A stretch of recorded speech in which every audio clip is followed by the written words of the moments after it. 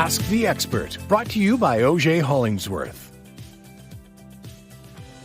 And it is time now for Ask the Expert with Auger Hollingsworth. Of course, you can call us in live on air, 613-789-6559, extension 2803. You can also send us an email, yourmorningottawa@ctv.ca.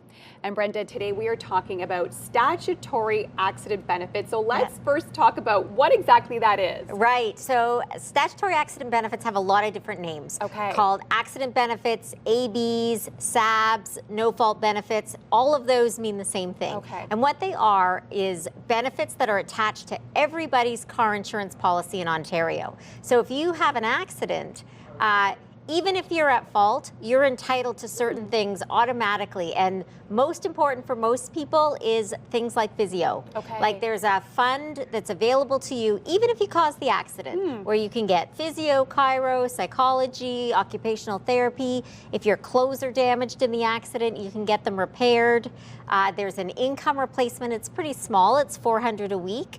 But for some people, that'll make the difference between groceries and not, and a bunch of other benefits. And so it's there, and you should ask for it. And do a lot of people just not know that it is available to them, especially if they cause the accident, like you mentioned? Right. So most people find out about it when they call to report that their car is damaged. Okay. The insurance company is supposed to say, by the way, is anybody injured? And here are these benefits. But there's a group of people who never call, which is the people who don't have liability cover or collision coverage to fix your car, or if you hit a pedestrian or you hit a cyclist and maybe your car's not damaged, but maybe you have significant psychological injuries, or if you are that pedestrian or that cyclist, you might not think to call your car insurance. Your car's in the driveway.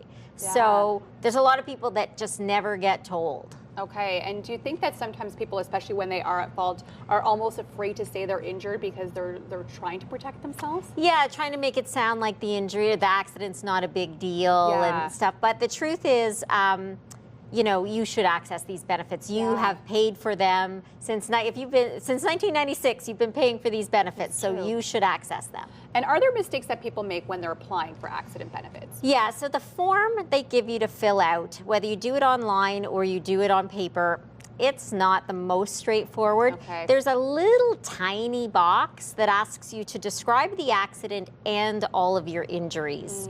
And it's just like, use an extra piece of paper. Don't think you have to cram everything into that box. And make sure you list every single body part that hurts. Not just your major injuries, because sometimes your minor injuries over time become what stays.